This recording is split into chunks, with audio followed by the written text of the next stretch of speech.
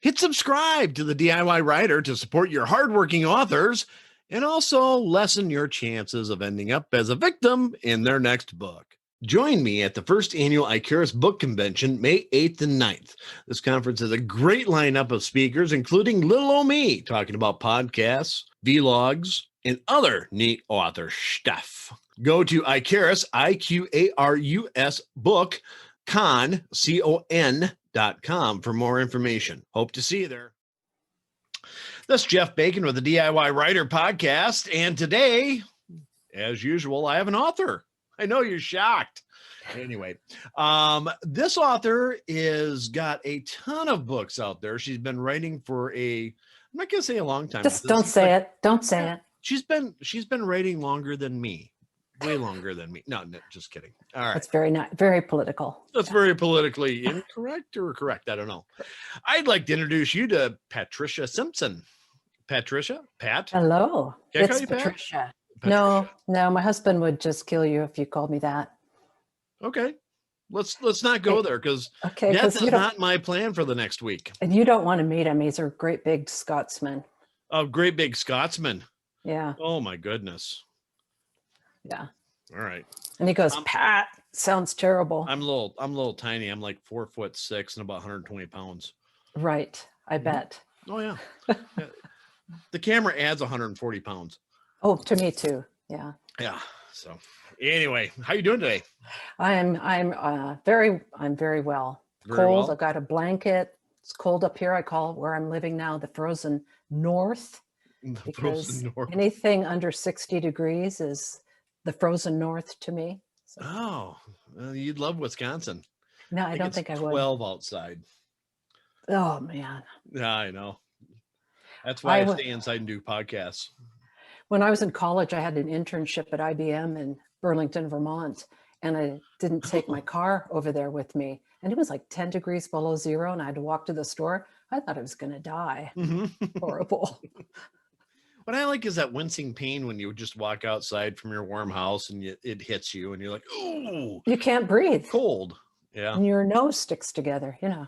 Anyway. Everything just kind of freezes and it's like, oh boy. Yeah. But I came from South Dakota where we had the same type of temperatures, but a nice brisk breeze of about 40 miles an hour whipping across Oh. the plains so that, Nice. Yeah, get that Yeah. added factor. Yeah, it's 10 degrees today, but the wind chill, it's negative 42. It's like, oh, okay, this is wonderful. Yeah, I can see why you moved to sunny Wisconsin. It's actually the banana belt of the Midwest. It is? Oh, because Where- it's by the lake, maybe? yeah, it's a little further south and everything else. I find the climate warmer than where I came from, Yeah. which is the northern part of South Dakota, because that was darn near frigid. But Oh, well. But Yeah. that's why we became authors, because you just could sit go inside. outdoors. Sit inside by the fire, drink wine, and ask yourself questions about ghosts and, Do vampires. vampires and stuff like that. But we're here to talk about your book. And the book Yes. you want to talk about is Apocryphy. Apothecary. Apothecary, I'm sorry. Yeah. Apothecary. I do that quite often. I mispronounce all sorts of things. So take it Yeah, away. me Tell us too. about it. Well, some people say, what in the heck is an apothecary? And for those who aren't familiar with the word, it's a kind of like an old-timey doctor. They used to be kind of like healers, and they would mix potions and, usually from natural substances, and administer to the sick. And so in Apothecary, my heroine does that on the down low, because no one is supposed to be practicing medicine in Londo City. It's a dystopian government, 2525, and an apocalypse has occurred that has put the planet under a blanket of fog. And so people are really struggling to exist, and they are actually helped by a very unlikely adversary or ally, and which are vampires. And the vampires do not want her practicing medicine because, you know what? Some plants make you taste bad. And It's they all have, about the seasoning. yeah, they they have a vampire doctor, and he's the only one that administers healthcare in this very tight society where everything is like balanced, because if there's too many people, they can't feed them. If there's no people, the vampires don't have any blood. So they Mhm. really keep them under strict control. Well, that's interesting. That's interesting. So they kind of raise people as cattle. Exactly. Yep. Hmm. And the humans don't know it. They're just slaving away in the fields, eking away a living, and have very few shops, and they have to rush home before dark because people disappear, including old people, people with disabilities, Hmm. unwanted babies, and they just disappear into the night. So Hmm. everybody keeps their questions to themselves, except for Joanna Wilder, my heroine. Okay. Yeah, she's not going to take it anymore. And when her sister disappears, she decides that she's going to go find out where little Eva is. Hmm.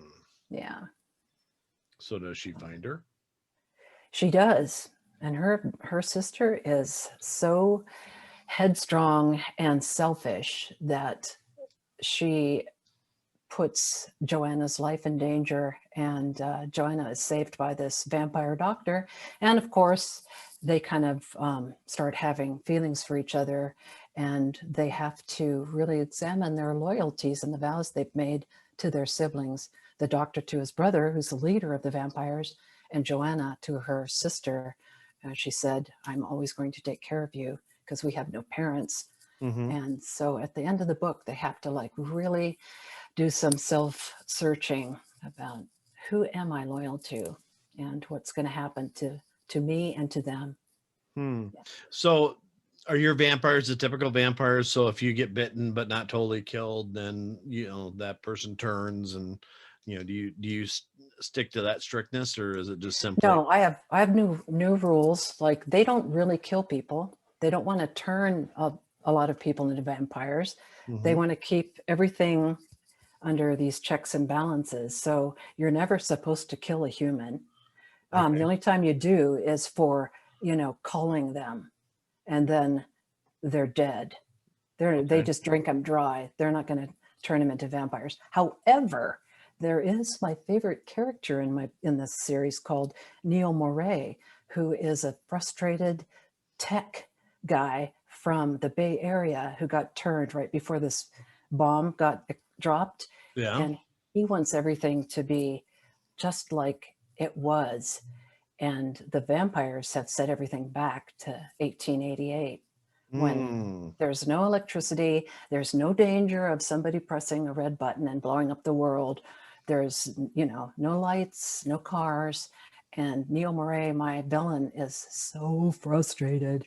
He starts turning people into vampires. So he has a little minion army. Yeah. I love him. He's a snarky guy. Cool. Yeah. Cool. Yeah. So this book is a series. Yes, and Apothecary is the first one, and the second one is about her sister Eva, who actually does a little bit of maturation, and she kind of redeems herself in the second book, and then the third book is about Joanna's daughter, Hmm. and it's 10 years. It's like 10 and then 18 years beyond the first book. Oh, So cool. yeah, So yeah. is that the end of the series, or do you keep on going with it? You know how people want you to write the whole series? Uh-huh. They're not going to buy it until they, have the whole series. And I saw a comment on one of your books. The guy said, "Would you please hurry up and write the third and fourth book or something?" They Mhm. get mad. Oh yeah. And so I wrote all three of these books and did not do anything with them. And you know how hard that is for a writer, is to sit on a book that you're excited about. Yep. So like for 5 years, I'm writing the series, and I thought, I'm going to publish it. This is all I'm going to write, 3. But now people are saying, "You're going to write one more about Ruby Valentine." Hmm. So Yeah, maybe I have a book 4 coming out that is Uncivil War, and that's the one that I'm getting a lot of crap about because I haven't released it yet. yeah. So Yeah. If they like your characters, they just want to binge, yeah, I know. It's a new world where everybody binges. Well, I kind of left them on a cliffhanger. Not really a cliffhanger, but I kind of left it a lot of unanswered questions. And Yeah. I did that on purpose. And then the COVID stuff happened, and work changed, and life just changed. And it's like, yeah, it's not coming out in May anymore. Yeah. You just got to be easy on yourselves right now. Yeah. Yeah. So I'm thinking of writing a book called Chimera. That's the Yeah, fourth one. Do you know what a chimera is? I do. Yeah, that topic fascinates me. And so with these two races intermingling and we might have a different kind of person arising. That's kind of interesting. Yeah. They said that can sometimes happen if a fetus absorbs its twin. And that sounds so creepy to me. Yes, It's bubbling. It's bubbling. it's bubbling. Yeah. Festering, I call it. Yeah, would it be something like that where, maybe twins and one eats the other one in the womb, or not eats, but absorbs? Or it comes out like Dr. Jekyll and Mr. Hyde when you're stressed. It's there, it lives there. But the other DNA is the dominant DNA. I don't know. I think it's interesting. That's interesting. Yeah. I like those what if questions. That's almost all my books are born of a what if question. Like that's why I wrote this series, is because it was around the time of the Mayan calendar ending. And I'm a big worrywart. And I just thought, what if something happened? Could I survive? And what would that world look like? And, what could I kill someone? And all these questions started me on this path of creating a new society and how it might look. And the white man is no longer on top. I think those questions are very interesting to explore. I don't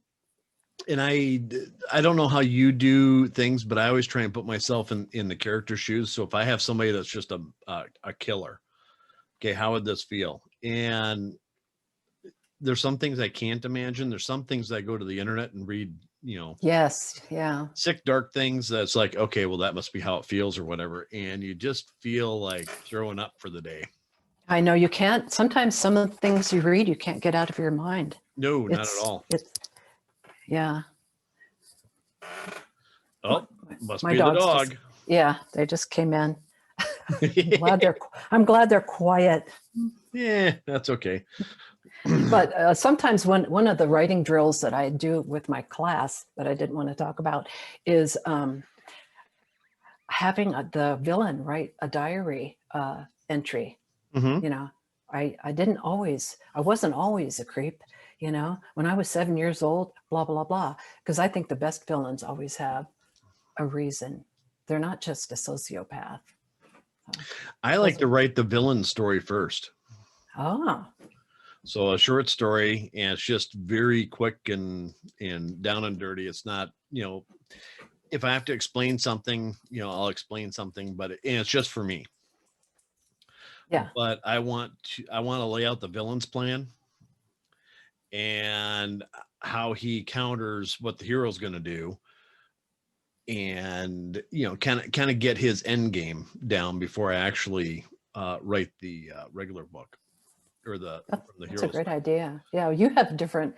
I mean, your books are a lot more action packed than mine. I believe, like a soldier against evil and that kind of thing. So mine are. Yeah, that's basically it. They're kind of they're kind of dark, but they're also kind of funny. Kind of snarky, kind of whatever. I mean, they're just kind of fun books to read. Mine aren't fun. Yeah, they're just serious. I've got some other dark stuff that I've got a ton of projects I want to do, and it's just a matter of getting the. I need to get 2021 done, and then I can start these other things. But right now, I'm sitting on 9 novelettes and 3 more novels. And oh my gosh! I'm trying to figure out how to get them edited and get everything done so it all makes sense. And then I'm also thinking about ditching Amazon and going wide. Wow, that's a big step.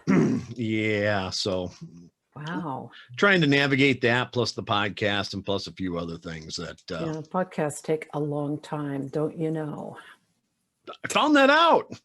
Although I do a lot of editing on mine because I'm such a poor public speaker, so I have to take out all the ums and stuff. But yeah, because with our freaking paranormal podcast, we record and rehearse it, record it, I edit it, then we create a blog too. Yeah. So it takes a lot of the week out of the week. Yeah. The nice thing about this one is it's just you and me sitting down talking. Yeah. And so there's not a whole lot of editing, because if you edit too much, then the conversation it sounds kind of dumb. Mhm. And so when I first started this, I'm like, okay, I got to edit this out, and take this pause out, because, it's a podcast. It's not really video, but then, you take certain nuances out, like, that somebody's laughing or, something like that. And it's like, maybe I don't. And Yeah. I got to the point to where just, like if your dog barks or if you have to get up and go do something or whatever, I edit that out. Well, I Yeah. think, yeah. Because of Zoom, we're all getting so used to more casual encounters Yeah, that I think people take it in stride too. I think so. So when we continue, we took a break over Christmas with our podcast. So when we resume, I think we'll be a lot more cavalier and easy going. Maybe I'll drink 3 glasses of wine before I start talking. I don't know. I do that every now and then where, like I'll talk to an author and they'll be like, do you mind if I have a beer? It's like, nope, I'll have one with you. Yeah. Luckily it hasn't happened at 9 o'clock in the morning yet, but at some point in time, Gosh. there was a British guy that said, maybe we should have a drink. It's like, no. Well, he's 8 hours ahead of you, Yeah. so. You don't understand. I'm on a different time zone. Sorry. Yeah. During NaNoWriMo, the month of November, when Yep. you try writing challenge, this year, I had this book that I bought when I met probably 25 years ago at a bookstore, and it was How to Write a Screenplay in 21 days. So I thought, I'm going to challenge myself because I want to write something fun. Because of COVID, I don't think people want to read the dark stuff that I write.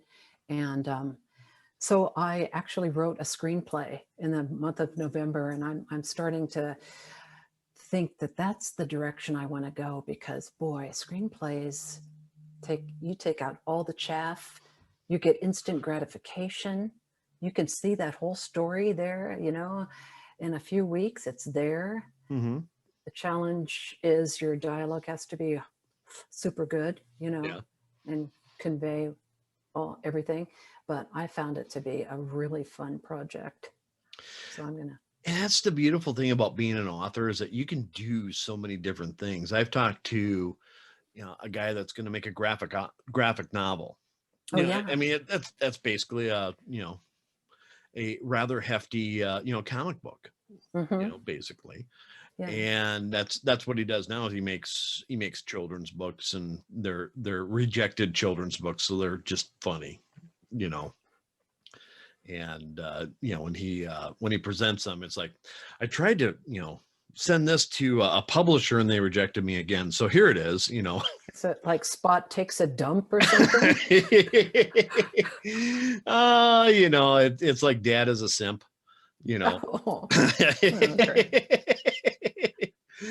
Oh, Mom, sounds Dad, and funny. Chad, your parents are now in a triad. I mean, Great. it's stuff that happens, but it's You kind can. of, he kind of fashions himself after. He's a stand-up comedian, but he also does this. Yeah. And I mean, so the amount of creativity, I mean, that you find with these authors and the things that they're doing, Joan Delahaye, she does a kind of a podcast or a blog, basically, of freaky shit that she finds interesting. It's just stories that she researches, like, oh, I need to talk about this one, and she puts it out there. Yeah. There's all sorts of what's it? Mona Kabini. She does the same type of thing, where they do horror stories and that they write and everything. So, I mean, there's so many things that these people are doing outside of just being an author that are so creative and so wonderful that, I find it very interesting, and then Yeah. I kind of wonder, well, what am I doing? Yeah, but you want to make some money, and sometimes you have to focus, which for some of us, What? terribly. You got to focus? Focus, Jeff, focus. Focus. Yeah. Yeah. Someday I'll get those ADD meds, but not today. My daughter is doing this meeting. She's with she's an aspiring actress, and she's having an accountability meeting where they're just calling each other to work together so they'll keep on task. And I'm going, Yeah. man, that's tough if you have to have somebody on the phone. Yeah, but I mean, a lot of authors have to have that. Really? Well, I see it. It's usually the ones that are writing their first book, but they're always saying, "Hey, can I get an accountability partner?" Or can I? Well, that's called a critique group where you have to put your pages in by Friday. That always works. Yeah. It's stuff like that, and I think they're good to a point, but every time I've talked to an author that is trying to do that for the first time, and I had it happen to me too, where your accountability partner or your critique group may stick around for a little bit, and then it kind of disperses as people get busier, and all of a sudden it's like, yeah, I'm fine, and everybody just kind of goes their own way. It's like, I need help, and they have to go find another group. In my long writing career, my critique groups have been very long lasting, like 20 years. Yeah. They're just incredible people. Must be a generational thing. I don't know. I haven't found one that you gotta that I liked and then that's on your level.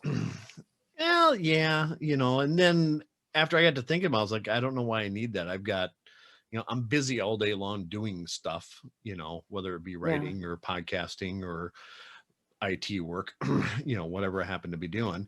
And, it's not like I can't focus on things. So it's like, yeah, why do I take that hour out and do that anyway?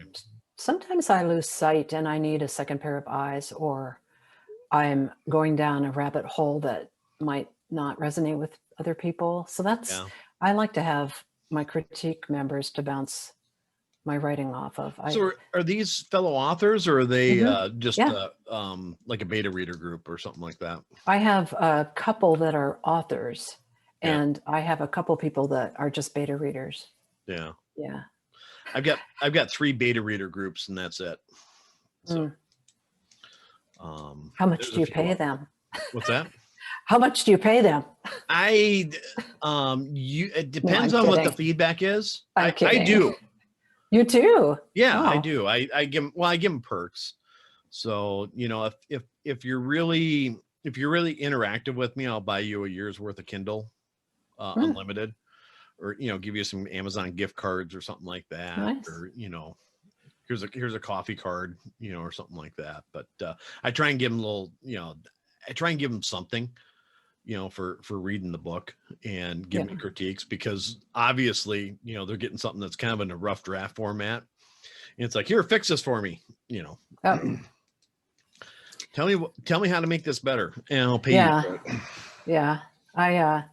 I sent my last beta reader a box of steaks. Yeah. Because I thought she and her husband could use that. But just little gifts. Yeah. I make sure that they don't review me on Amazon. That way I'm not breaking the Mighty Zon's rules of paying somebody to review. Mm-hmm. Which I find incredibly funny. Yeah. I don't even like to talk about reviews. Oh, I got a story for you. Okay, let's hear it. All right. So here I am. I'm a father of a 3-year-old. Actually, I've got a 30-year-old, a 20-year-old, a 3-year-old, and a 10-month-old. Yeah. Oh my gosh. Just married once. It's not one of those weird, Wow. Same wife. Yep. So anyway, bought this really cool calendar for Christmas where my 3-year-old can organize herself and she can tell you it's snowing today and I'm in a happy mood, and it's got all these magnets and stuff on it. And it was a Christmas gift. And let's say a month later, after getting it, I get an email from Amazon saying, "Hey, if how do you'd you like to like it? if you'd like Yeah. to leave a review for this, Yeah. and the review's accepted, we'll give you a $3 Amazon card." Ooh. And so automatically I go into a group and I take a snapshot of this email. I say, "Hey, how many That people, sounds, yeah. how many authors does this piss off?" Yeah, that's exactly right. And so I wrote my review and I said, this is basically, really great product. I really love it. And I really appreciate the $3 offer, because me being an author, I can't do this because Amazon would shut me down. I went into this big tirade and like send, I took a screenshot of that before I sent it too, but they haven't approved it yet. Oh, how long has it been? 2 weeks. I get those all the time, but I never respond because I'm sick of surveys. So I never even look at what they're asking me. But boy, I should do that. Yeah. Yeah. It just bugs me when Amazon says, "Hey, we'll go ahead and pay you to review this product." It's like, well, I've got a product out there that, if you find out I have a connection to them, you take their, review away. And if, you give them $5 or gift them the book or whatever, you have to be very careful on how that review's written. It's like, really? All right. Thanks. I'm sure you do the same to Random House. Yeah, whatever. You have a really good radio voice. Have you ever thought of narrating your own audiobooks? I am working on that. I finally got my last book off of Audible or ACX, and I'm going to redo them myself. So, well, good luck with that. It's a fun project. Have you done that? Yeah, because it helps me catch a whole bunch of typos and inconsistencies. So every time I write a book, then I do the audiobook right after it. And boy, it's made me a different writer. Well, that's really cool. So do you do that after you get it edited, or do you do that before you send it to your editor? I do it after I send it to the editor because I want it to be as close to the finished product as I can get it. Because some people will buy your book. They will also buy your audiobook and read them simultaneously, listen and read. Mm-hmm. Go figure, it happens. So they want it to be exactly the same. I don't mean to be the capitalistic pig here, but that sounds great to me. I think that's a great idea. They should buy the paperback. They should buy the of course, Kindle the version and the audio version. I know. Especially the audio, because you make a ton of money that way. But I really enjoy the process. It's a lot of hard work. But it's made me such a more succinct writer, because I used to write those long, one sentence paragraphs that go on forever and ever. Yeah. And tags after, he said, folding his arms and walking to the fireplace. And all that stuff sounds so dumb when you read it out loud. So it's made me a lot better of a writer. I think that's interesting. I think I might do that. You'll hear the really clunky dialogue too. Yeah, because rhythm's kind of a thing. It's So and if people, I am so angry, I just want to kill you. I'm going to take my gun and I'm going to just kill you right now. It's like, no, he's angry. He just says one sentence and pow. But you hear that. Yeah, you hear that when you're making the audiobook, but when you're reading with your eyes, for some reason, your eye goes, oh, that's okay. That's okay. I'm skimming over that. I think there's I find this with what I'm doing right now. And there's a lot of, I wrote this and it looks fine to me. And then you give it to somebody else and they're like, were you drunk when you wrote this? Like, no, why? No, seriously, I wasn't. I don't have a problem. But, and then they point out, well, this sounds really dumb. And this is really, this is kind of clunky. It's like, that really wasn't my best work at all. Okay. You know, Yeah, and I've, sometimes you're not the best judge of your own stuff sometimes. But I had a line editor in New York one time take one of my books with her red pen and just like she crossed the poetry out of my prose, and I actually raised a stink about that and got yeah, it put back in. Because sometimes you want to repeat something for the flow, and the sure. rhythm and the music of a sentence. So, yeah. There have been times where it's been dialogue and I want it to be said a certain way because this is the way this guy talks. Yeah. And an editor or a proofreader will come back and say, well, this is not right. This is not proper. It's like, it doesn't have to be proper English in dialogue. No. It has to be, well, that doesn't make any sense. And so then I've actually had to say, read it out loud, Yeah. you know, And sometimes they'll say, this, you started with, what? It has to have a, question mark at the end. But some people don't, the tone goes down, right, when they're saying something. What about that? right. What about that? And I'll keep that question mark out of there just for the Hmm. tone. Yeah. Yeah. Anyway. Well, I mean, and you hope that the reader sees that, as far as, this is the way I want this read. This is the way the guy's talking, when they're Yeah. when they're when they're kind of punching down with it at the end or whatever. Yeah. Um, my favorite one is had. Oh, had. Yeah. Yeah, He had enough. he had enough. He wished that he had enough. I mean, you can do all sorts of things with that, and it sounds fine when you're talking. When you write it down, it looks like, oh my God, my He'd favorite. had enough. He'd had it. He had Contraction. enough, yeah, and Yeah. and I get that, but on the other hand, if I'm writing somebody that's got kind of a southern, backwoodsy type thing or something like that, I want to sound a certain way. I want them to talk a certain way because that's the way they talk. So would that guy say he had enough? You'd keep He, the two hads? yeah, I did. Yeah. Hmm. I did because I thought I was right, and I got a little shit for it, but it's like, ha, too bad. Hey, I'm the writer. Yeah, Yeah. this is my vision, darn it, my art. Yeah, well, So how do you feel about slang in writing? Because I used to, I adore Stephen King hmm, and I've read so many of his books, but I always think he is not going to go down in history as a classic writer because he uses stuff like Kleenex and, slang. How do you feel about that? I think it's perfectly fine.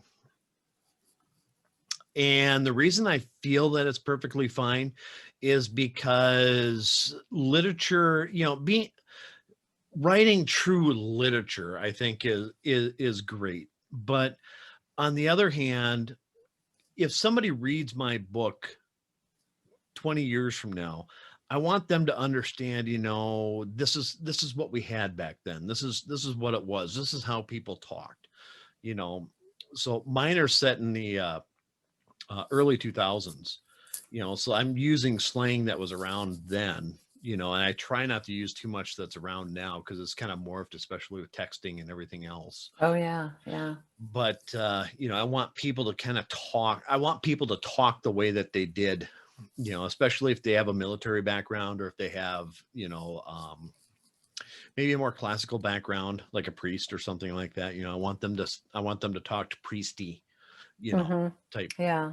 whatever. I'm on the fence about that because then your book remains in that decade. Mark Twain. Mhm. Yeah. How would you consider him? Because he uses a little bit of slang. Yeah. Is it really slang at this point? Maybe not in dialogue. Are you talking dialogue? I can't recall. I guess he would say I reckon and stuff like that because he wrote a lot in first person, I think. Yes. Yeah. No. No. I try not to. I hope that my books will live after me and become classics. I you have a better chance than I do. I don't know. I'm pretty sure you do. But I think I think the beautiful thing about what we do is that you can take the rules and you can apply whatever rules you want to, and it's yours. you know, and Yeah, if you yeah, that's true. decide that you want to use the term Kleenex versus tissue, you know, yeah, I think either one is perfectly fine. I think it really depends on what you're trying to write and what you're trying to do, you know. Yeah, I'll have to think about it because in screenplays, boy, you really have to use slang. You can't write classic dialogue, or like the Londo Chronicles is set in the late 1800s, and people have learned to talk in that stilted way the vampires do because that's when those vampires were around as humans, Sure. So, but if I'm writing my screenplays, I gotta switch it up, swear and all that good stuff. Yeah, I swear a lot in my books. I swear Yeah, a lot. yeah. And Well, I get crap for that. So I assume there's no swearing in your books. hardly at all. They Hardly say at all. stuff like, goddamn and stuff like that. Yeah. Do you list your books as being X-rated or Not PG-13? There's no sex in my books. PG-13. Yeah, they're not for kids, Yeah. And I figure that's a selling point for all kids because they want to read them then. Gosh, good idea. Yeah. Good no idea. kids. No kids should read this. Kids, don't read this. Yeah. Don't read this book right here, please. Yeah. Right. I think that I think the funniest thing was the high school I went to requested, or they just asked if I'd be willing to donate books to them. It's like, you want my books in high school? Wow. Okay. Wow. You Wow. understand? I asked, have you read them? Yeah, I think it'll be fine. It's like, okay, Well, look at the movies those high school students watch now. Yeah. Yeah, there isn't anything that is in my book that isn't a movie, I guess. You can kill people, but you can't have sex with them, Right. Well, that's the really horrible thing, the sex part. Yeah, and I get that, but could you kill people then have sex with them? Because that's just necromancy. Oh, jeez. I'm sorry. Yeah. You have to define the rules. I know, exactly. And make them your own. Right, exactly. I guess that'll be my next series. I'll go real dark. Real dark. How much darker can you get from vampires and dystopian? Yeah, and mist. Ever-present mist and poisoning and skeletons and piles and it's pretty dark. Yeah. Where do you go from there? Yeah, that's why I'm writing something completely different. I think the funny thing is, and I had a problem with this, and that's one of the reasons why I didn't release my fourth book, is because I deal with vaccines. Interesting. Was that before or after? Yeah, I wrote it before COVID. Interesting, because the vampires in my series are developing some kind of disease, and it's just like, and they don't know if it's communicable or not yet. And it's odd that we have these. I think writers have this weird consciousness, this prescience. Yeah, I don't know. It was just the way I attacked it. I'm like, this isn't the time to actually go and say anything about vaccines or, why, because it was something that was, it was simply something that just kind of like the flu. Yeah. Mm-hmm. So it wasn't bad, but it kind of took you down a little bit. Here's a vaccine. Mm-hmm. Problem with the vaccine is that it turns you into kind of a zombie. Yeah. Not really a zombie, but it's a mind control thing. So that somebody can take over the world with a new world order type thing. And do you think that if you publish that right now that somebody would come after you? No, I don't think anybody come after me because it's so outlandish. I mean, I'm bringing Nimrod back from the Bible, and he's now in control of the world. So I mean, who is Nimrod? I forget. Nimrod, he's the guy that built the Tower of Babel.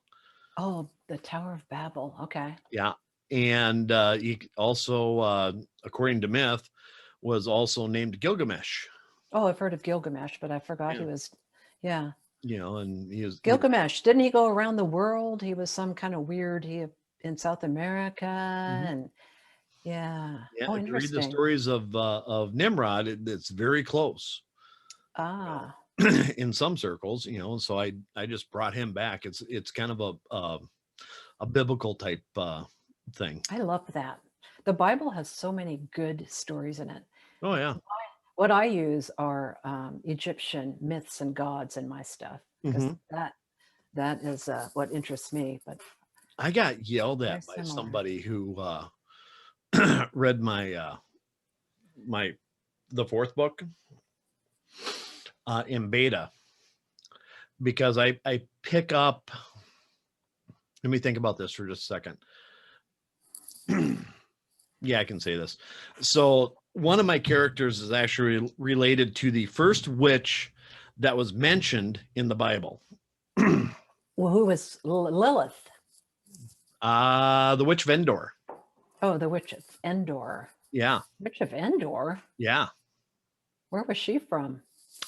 Endor? Well, Where's she's from that? Endor. But where's Endor? It was in the Middle East, and Saul consulted her, King Saul, because he didn't have any prophets, and she was a necromancer. Hmm. The witch of Endor. Yeah, so she was And the so, first official witch. so why did someone get mad at you for mentioning the witch of Endor?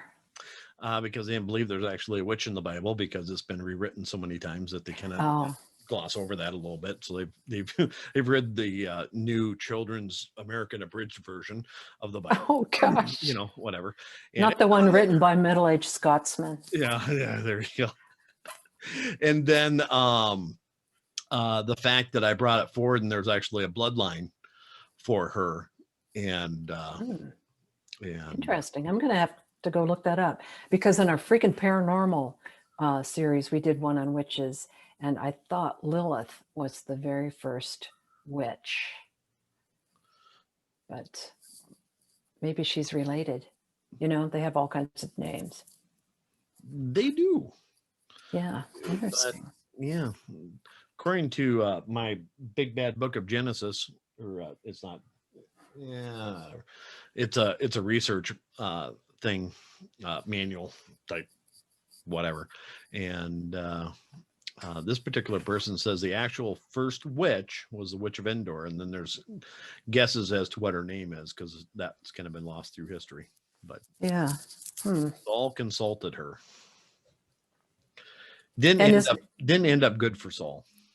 so am I right in thinking that Nimrod might be a villain? Nimrod is the ultimate villain. Yeah. Hmm. Yeah. Interesting. Yeah, kind of is. Kind of is. You have to kind of bring him back to life and stuff. And so Oh yeah, I love that. Does he have an agenda? he does. He's so pissed off. He is so angry at God. He just is. And God is not exact in my books is not exactly like the God of the Bible. He's Yahweh. He is. Mm-hmm. There's all these other gods too, all these other celestial beings that through the time, like there is a Zeus, there is a, you know, so I bring them all together and they all live in different realms, you know. There's Mm-hmm. actually Norse gods in there and everything else. And you know, but Yahweh is the king. You know, he's the one that's head of everybody. And Nimrod's just ticked off at him. And so his whole goal is to take the 13 realms, the 9 that we know of, and the other 4 that not really mapped out but exist. And I make Earth the central point. Okay. And the one question I have for you: who's interviewing who here, huh? Well, I'm very interested in Bible stuff. So anyway, I take the reason that Earth is so important is because it's the center point. So in order to get from one realm to the other realm, you have to travel through Earth. Interesting. Okay. Okay. So Nimrod knows this. And that's the reason that one of the reasons why he was building the Tower of Babel is because all he had to do is just change the Earth just a little bit. and he would close it off to all the other realms, and he could just rule Earth and cut everybody else out. So was he catching these other realms in the Tower of Babel, and so they couldn't communicate? What was he doing, or is that part of the mystery of your book? Yeah, I'll tell you later. Okay. But I can tell you that through his influence, that's why the Washington Monument was built. Yeah. So once he's been resurrected, he's got Washington D.C. to go play with, because that is his little playground now. And Is he going to have a head wound? A head wound? Yeah. Hey, does he survive a massive head wound and comes back? Well, the Antichrist. He was chopped into several pieces, and like Osiris. Mm-hmm. Yeah. Which is, so basically same thing with Gilgamesh. Gilgamesh was sliced up, and according to conspiracy theories, they found Gilgamesh in Iraq, and that's the reason we went to Iraq, darn it, was to retrieve Gilgamesh, who's really Nimrod, who possibly could also be Osiris. Yeah, but you know what they never found of Osiris? What? His penis. His penis. Right. Yep. Yeah, I thought that was very interesting. I handled that with cloning. Oh. So they made another body. And the interesting thing is here's how they found the descendants of Nimrod. So they could actually reconstruct his DNA to make a clone. Yeah. 21andMe. Of course. Oh, that's so cool. It's not it's not a good conspiracy theory unless you can tie things together nowadays. But Yeah, man.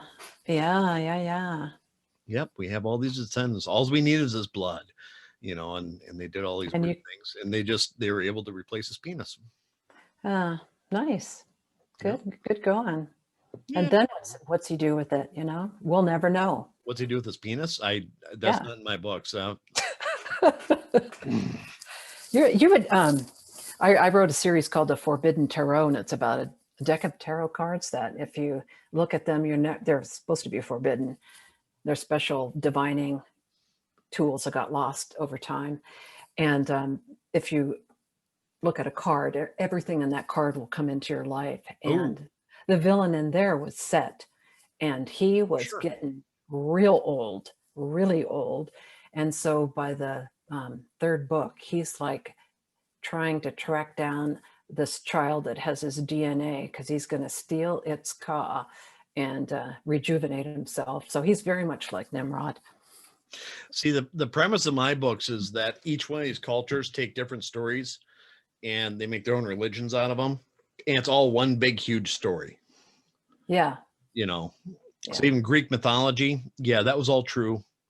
All this stuff is true. It's just from different perspectives. So if you happen to be looking at from Greece versus Rome versus Egypt versus whatever, it's all the same people. They just named them differently, and they just And where did they get those stories? Yeah. You gotta wonder. What did they look at? What did they see? Yeah, that's fascinating to me. Absolutely fascinating. Yeah. But I mean, if you look at Osiris, his story parallels a lot of other stories in other, in other regions. Look at the Indian religions. Well, it's like Christ. He died, came back to life. Yeah, I'm where do these stories come from? I don't know where they come from, but they sure are fun to play with. Yeah. And bring them back to real life, and everybody's so pointy-headed and scientific nowadays. It's like, no, here's a religion for you.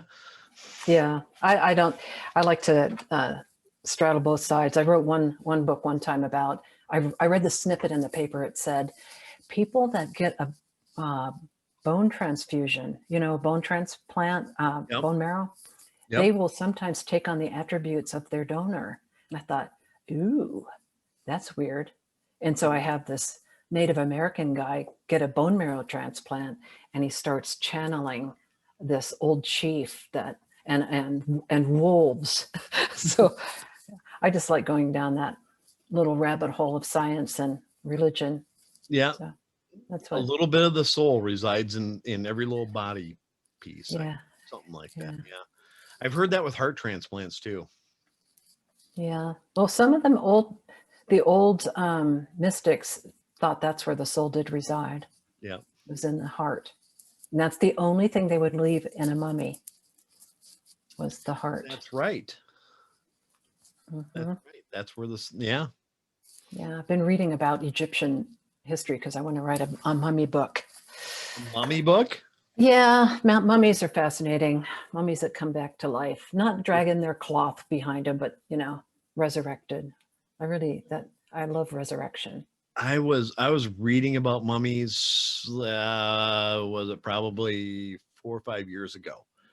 And what I thought was really funny was that when the British were building a railway through Egypt, and there wasn't a whole lot of wood, but there's a whole lot of mummies. So they're actually burning mummies.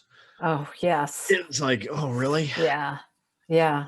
To power their train. It's like, huh. Yeah, mummies all over the place. Yeah. That's sad. I thought it was just like, really? That's what they're burning, huh? All right. But But that's my theory in my Forbidden Tarot series is that they used to keep these things called the king lists. And it's like in the Bible where Saul begat David and David begat, yeah. Blah, blah, blah. They would do the same thing, these king lists, as well as mummify people to retain their bodies. And they buried them in ships. And I'm thinking somebody told them, they could leave the planet on a ship. Mm-hmm. And they needed some kind of DNA. Somebody told them to do that so they could trace their DNA to the gods, because the gods got killed and burned by Set. That's one of the things he burned: Osiris, Isis, Thoth, Right. all those guys. Yep. And but their bodies somewhere can be resurrected from their DNA. That I just get shivers from that. And when you think about writing stories about that type of stuff, and the amount of creativity that you can build into it, and it's that type of stuff that excites me. Yeah, me too. Yeah, it's like, me too. Cool, and my husband says, why don't you ever write a book like Nicholas Sparks does? It's like a lost love. You go back to your hometown, you fall in love again. And I go, that makes me want to stab my eyes out with a fork. I can't even do that. It's like, it's like watching the Hallmark Channel during Christmas. Why? There's no reason to. Y'all know that, dad falls down the stairs. The daughter comes back from a legal firm. She's very successful. She meets some guy that's just very simple. They fall in love. Her boyfriend comes back. She has to tell him that, no, she loves this other guy. And they get together, or they spend holiday in handcuffs, or whatever the hell it is. It's just so nice. Yeah, it makes you feel so warm and fuzzy. And it's like, I don't have that ability. But then she gets killed by a vampire. And then, See, that I would watch. Yeah. That I would totally watch. The Vampire Channel. Yeah, Yeah, me too. 40 Days of Christmas Vampires. That is a channel I would watch. 40 Days of Christmas Love. I'm just not into it.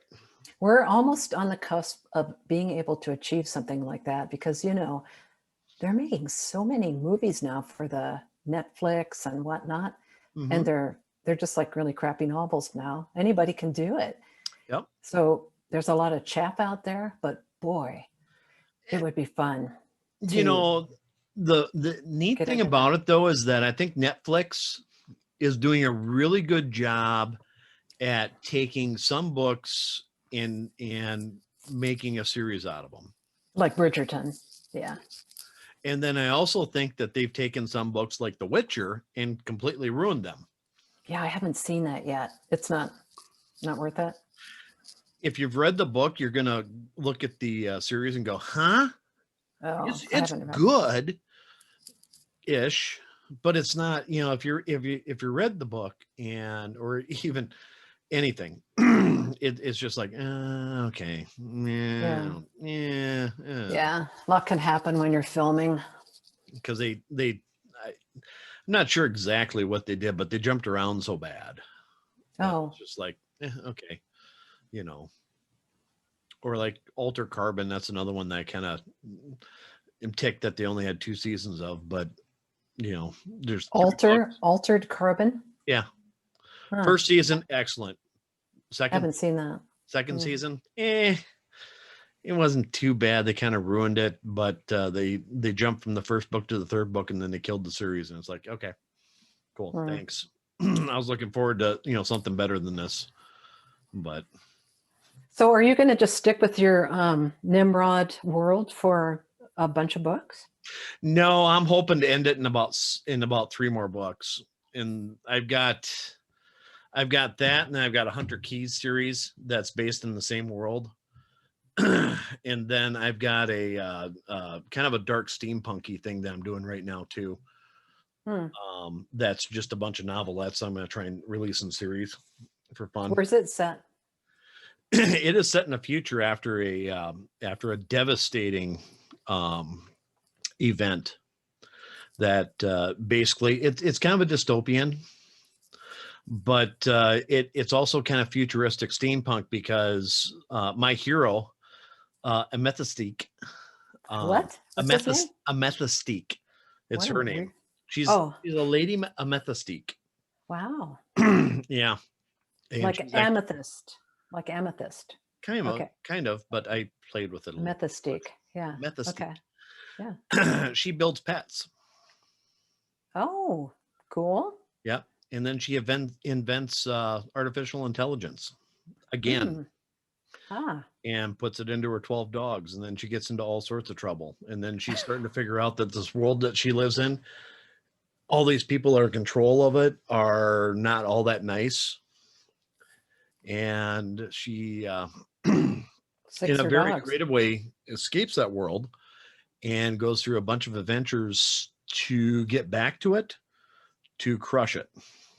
And it's kind of interesting, but it's kind of got that, the technology I have is kind of old, but kind of new, I love steampunk. I love that world. I can't get out of mine. The interesting thing is that where they get all the technology and all the metals and everything is they're actually mining old nuclear warhead sites.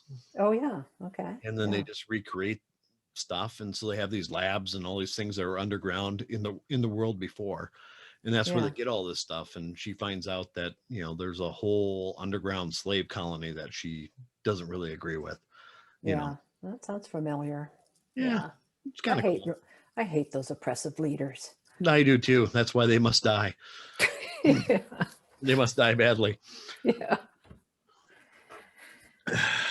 But anyway, so we're kind of running up on an hour here, and we talk about all sorts of stuff. Yeah, I'm ready to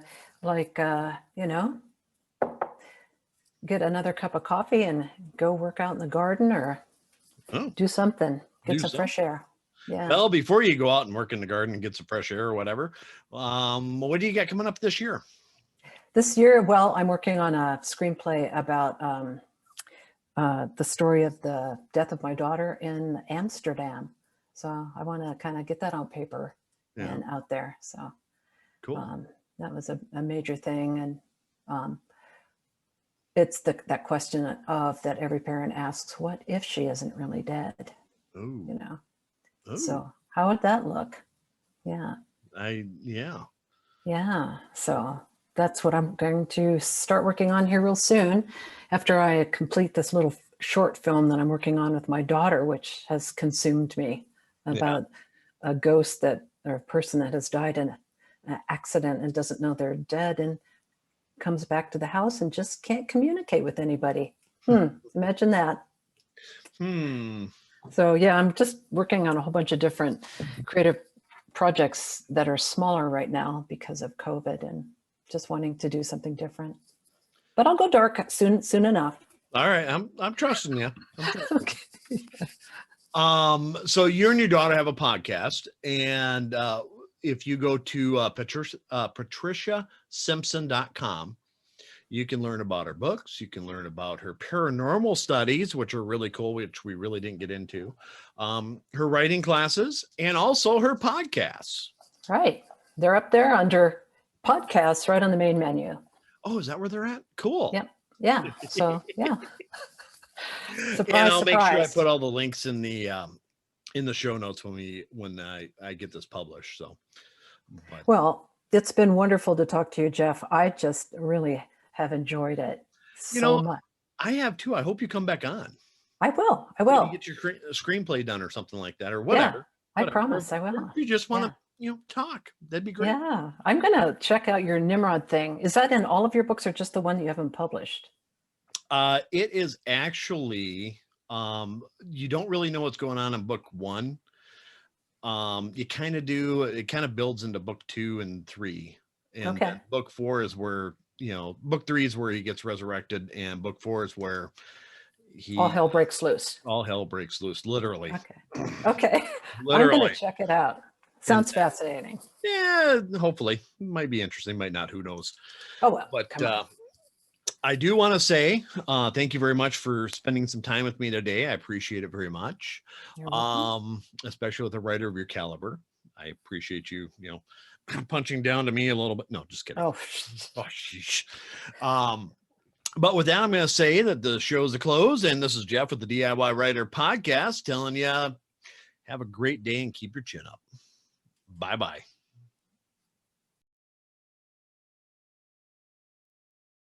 Please hit the subscribe button. I get a bonus for every subscriber, and I only need 1,506 more to become a full-time paid employee. Help me, please.